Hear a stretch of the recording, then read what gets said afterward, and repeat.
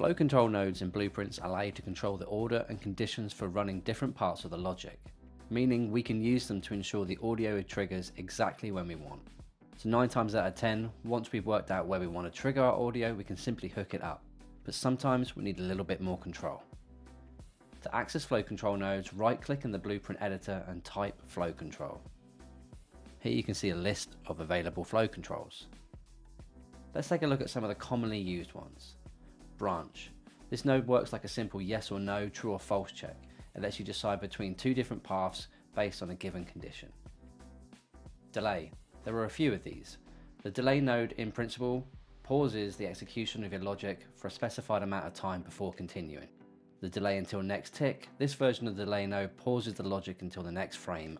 Retriggerable delay, like the delay node, but if it's triggered again before the specified time elapses, the timer resets. If you were to add any of these delays, I would strongly recommend setting them up after a custom event. Adding these to the main logic could create issues for others working on the blueprint. It's also important to note that delays cannot be used inside functions. A do once. This node ensures that part of your logic only runs once until it is manually reset.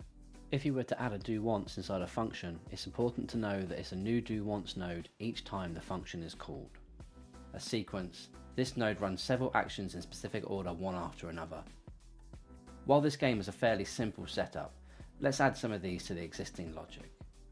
We know our game's start gets triggered regularly, so we can put a do once in there so the audio only triggers once.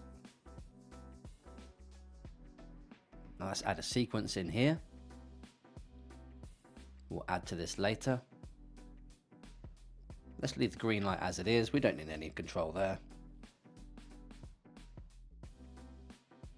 Let's have a little bit of a delay on this one. Let's set the duration to 0.1 seconds.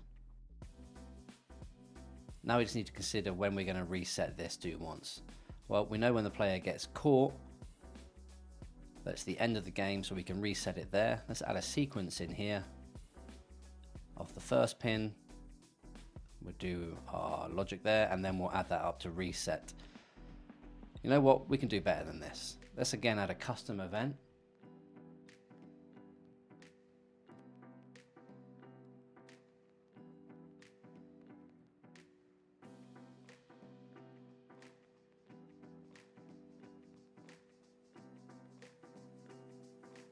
And we can then call it from down here.